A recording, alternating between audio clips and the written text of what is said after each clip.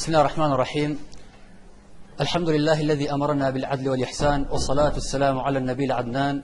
الحذار من الكلام بالعدوان، وعلى آله وصحابته الصفوان، وعلى الجميع رحمة الله والغفران. أما بعد،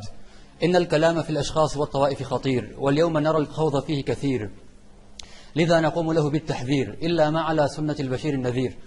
عليه صلوات ربي ومنه السلام والتقدير. فيا ندامة للمتشددين، والهلاك للمتنطعين، والفلاح للمتنصحين. إن النصح لا يكون في شيء إلا زانه، ولا يرفع عنه إلا هانه.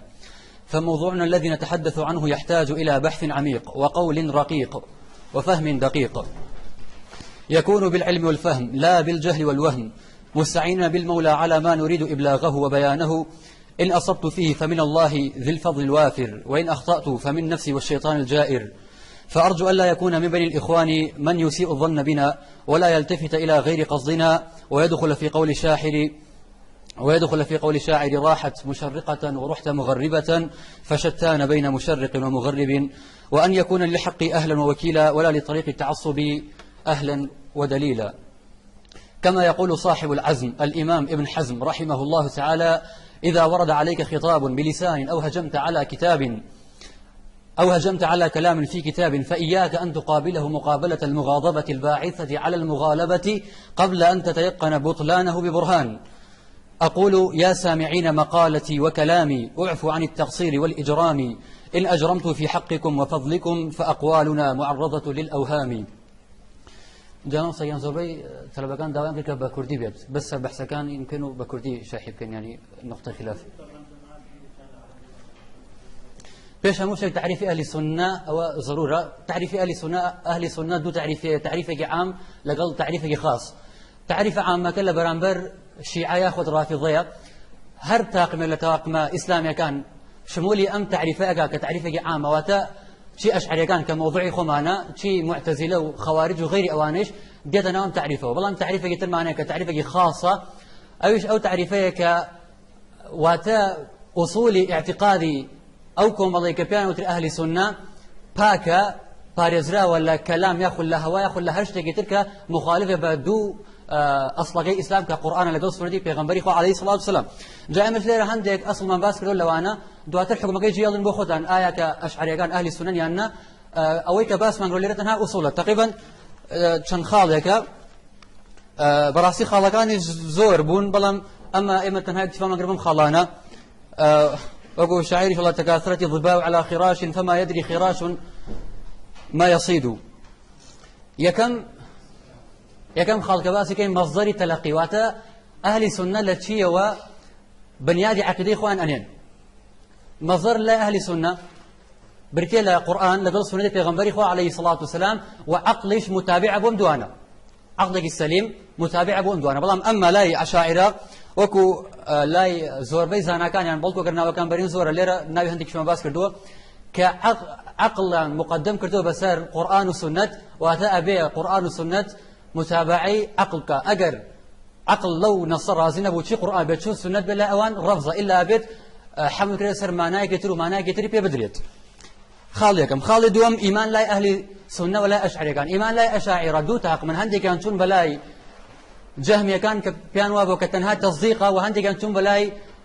أشعر لاي مرجئة كإيمانيان تنها كافي أجر كسك بزمام لا إيمان دار ما تعملنا هردر كردوه نك أو هرد لبناسك عملي ثانية. ما عدا عندك لمعاصرك الشيخ أيوب شيخ بوطي كعملي شانتي كردوه. أما أواني ك علماء قديم أشاعرة هيك كان عمليا لإيمان دانا ناوى. وهروها خالق كتير يكم واجب لاي أشعر كان بردي لقصد ونظر، واتا إنسان بيركادو تيب بفكريات لويك خالق يكهيا. بلام أما لا أهل سنة يكم شتيك وكو بيغمبري خو عليه الصلاة والسلام معاذ ناربو يمن فرموي يكم شتيك كداوي بانجوازي خلق أكيبو لاي باتشي بيت شهادة أن لا إله إلا الله بو توحيد ألوهيت، ولا أشاعر شتيكني في بوت توحيد ألوهيت قطعا. والتوحيد توحيد ألوهيت لهيش كتابك أنا باس نكراو، هيش كتابك لو كتاباني كتش كتابكاني باقلاني كتابكاني رازي غير أوان فهمو كتابكانا توحيد يكني بناوي توحيد ألوهية. بلغو توحيد أوان أصلا إيمانا بوسي أقسامشنية شيء ربوبية ألوهية أسماء وصفات. بلغو توحيد لا أوان شيء وضدي تثنية، واتنا اللي إخوايا خواه يقتر هيان رازق يقتر هيان غيري أو عندنا أوانيش لربوبيتك كأمره بي أو تريد وهروها خالق يقتر مسألة قدر لقدر حديث أنا أقول تون دلاي جبريا كان قاعدة عندنا وبناوي قاعدة كسب يعني حتى خوش أن تأثنان وأن تعريفك مبكن وكو إمام بغدادي رحمة الله عليه بخاوني الفرق بين الفرق العلماء كان يعني نمونه كأن توكجوايا عليه بابتي ويك إنسان عملكاني عليه إنسان حتى رازية فرم رحمة الله عليه به فالإنسان حر إنسان حر بلام شيء ليوني كسي حر يا بلام خوي أصله كإنسان زوري لكراوي أو تكسيك عملكاني بدتي خويني الله إن الإنسان مجبور في صورة المختار وهروها وكو باس مانكر أو إمام برزا إمام بغدادي فرمت وقتون أجر بردي جورها بتكسك بتواني أم بردال بجرمن منين توبو أم نظري خوان كبيوتر كسب كسك بردي جورب تواني هالدي بجري كسك يتريش بان بكات بلام إيشاكا بكيكرا وبكسب قوتك وأتا همو كردوكان خواي جوري كابلكو إنسان تنها يعرف أكريت وأتا إنسان لكردوكان يعيكا يجي صلاة خويتي أنا مجلس أنا وميل بولاي جبريا كان وأروها أشاعرة إنكاري سببتك واتا حتى هنديك شان تكفيري كسي كان كردوك برواي بسببتها به وكان أجر سوتيان نرنيا بلغو كاتك أجر شيك سوتيان لو كاتا سوتان نقد دروس أبيت واتا بوتني بلي أجر لأصلا سوتيان نرى بلغو الفاعل هو الله أما جي سانو ألي سنة وناظم كان شو شيء كأشكيت شو شيء صفتش كانت يعني لو كاتا شكاوة شكاوة يعني حتى أكون لك شيء خوان تأسش لا إخوانك لاينية خوان بويا زورجر لحيرة ولا جمانا جياون وحتى عندك يعني الله عندك العلماء كان يعني وتوتي أبيت هرجي باي سبب القرآن هي لا ببرد وعندك يتري عن العلماء كان نحو أندلس لسردمي دولتي موحدين وتبانا أبيت نظري عامل لا بروي الفاعل هو الله إيش عامل التأثيرينية وهروها لباري حكمة تعليله ديسان رايان بولاي راي متفلسفان هيك بيان وابوا خواي جورا سبحانه وتعالى لبر هيش ليك سزاي خل نادا حتى لبر معصية نية سزاي خل قدا وأكري سزاي شي ندا لبرم قاعدة وتوانا أكري كسي أجر خرابترين كسب وكافريش بيبتدى بهشتوا وأجر وليك بيه شر جهنم ولو أنا الرازية فرميت يجوز على مذهبنا من الله تعالى أن يدخل الكفار الجنة وأن يدخل الزهاد والعباد النار وهروها الشيخ محمد رشيد رضا ليرة تعقب لسركات وفرميت وهذا الوجه مخالف للمعقول والمنقول من نصوص القرآن وصحاح الأحاديث وهروها مسألة كتير مسألة دلائل نبوية لقل معجزات ألين بيغمبران تنها بمعجزات أزانيك بيغمبران بلكو مديسانة ومخالفة رأي أهل السنة بلكو بلغكاني دلالتي بيغمبران زور لو أنا إمام بيهقي رحمة الله عليه بهرشنا لعندك مسائل ميلي ولا أشاعرة هي بالله مليرة أو مخالفة بيان لمقدمتك بقى كومالك زور بلغ باسا قال سروي كتنها معجزانية ووتوي أنا سحري ساحر بشيك لا معجزة لو كاتيك ساحرك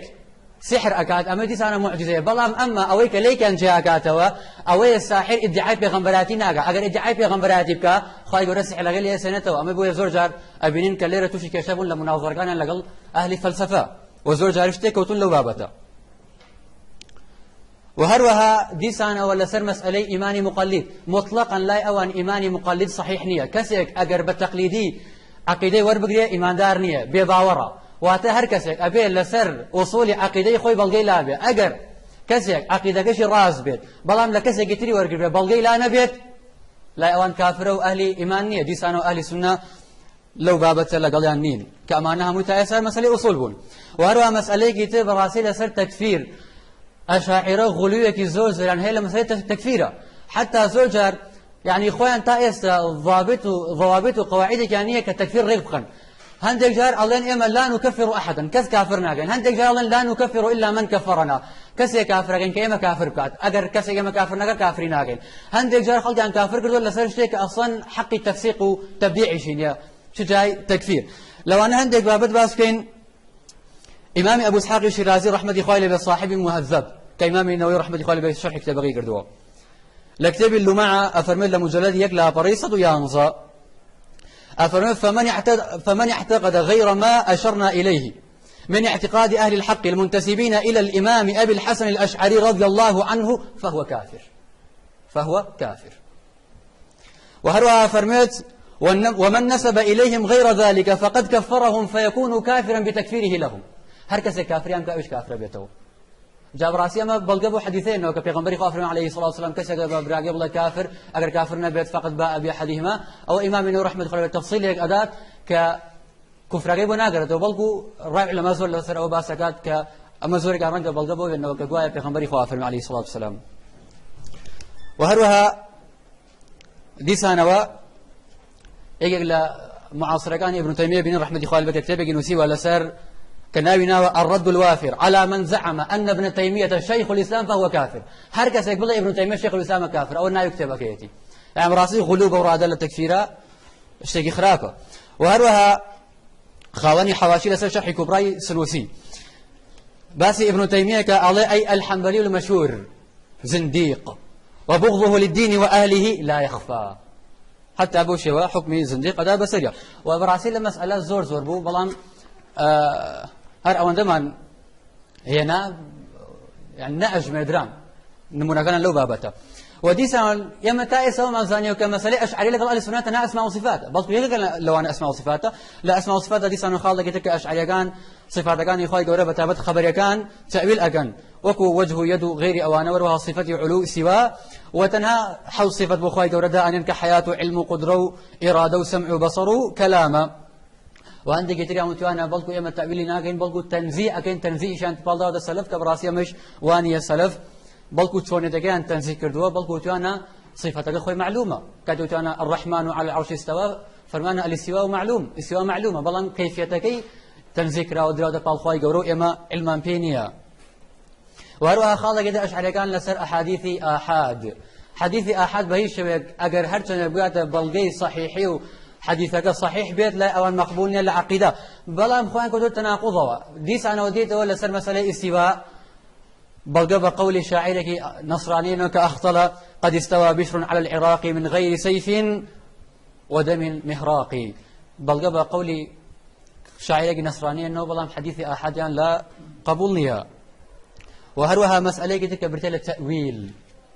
تأويل لا أشاعرة أو نصاني كمخالفة بعقل أبيت تأويل بكريا. وهروها لم باب تبراسي قصي خطريش يعني عندك لو أنا سنوسي لشرح كبرى أفرمك أصول الكفر 6 بنما وبنتيني كفر ششتا خالي الششمان عليه التمسك في أصول العقائد بمجرد ظواهر الكتاب والسنة من غير عرضها على البراهين العقلية والقواطع الشرعية كسيق بلغيك لقرآن يعني للسنة بقريت ببلغوا دسي بيو بقريت بيه اندو بابتك لغير أو حمل كار سر براهين عقل كان وانك خوان دانا بلغو إما عقل من بلاوننا بلغو عقل اعتباري بو هي خواهي قرر سبحانه وتعالى لهم وياتا إما وجهه كاد بويك شون عقل يعني عقل ما بكار بينين عقل ما خينا كار بلام أما أو عقلك وان باسيا كان أجر عقلك بوشي وبيت كبور من الزور نص كأوان الله ما عقل ما قبلناك والرزية كانوا أظن كسيك بلقى بين دوبم نصانا يجي أصول كفر كبرابي كافر أبيت. وروها الرازي قالت لو بارئوا نصانا وكبيتواني عقله الله إن جوزنا التأويل اشتغلنا على سبيل التضرع الله أجر إيما خوش من مشغول كردو تأويل ما نكرد ونصانا لسر سبيل التبرع يعني قيمة النص وإليها أتوه كابراك تحريفي بك لسر أصلي خوي لا يبدأ لسر سبيل التبرع يعني خير بنصك أكاد أنجا نصك أو عام باسي أكاد أفرميد أو دليل عنك النقلين جاء نقلي قرآني شو فرمودش أقريته باشا يعني بلديك لقرآن بلديك لحديث أوها دا بسيط قيمتك وإلا بيت بوي لسر سبيل تبرع إنسان مشغول بوي كمانا كي بقوره جاويك أوان بيالن تأويل براسي دي سانوا هرتنها أم خالق لسري بوصنا شو أقسام التأويل شيء أويك أوان في ألن براسي التحريف هناك تأويل إن شاء الله كفاية بونده سبحانك اللهم وبحمدك أشهد أن لا إله إلا أنت أستغفرك وأتوب إليك.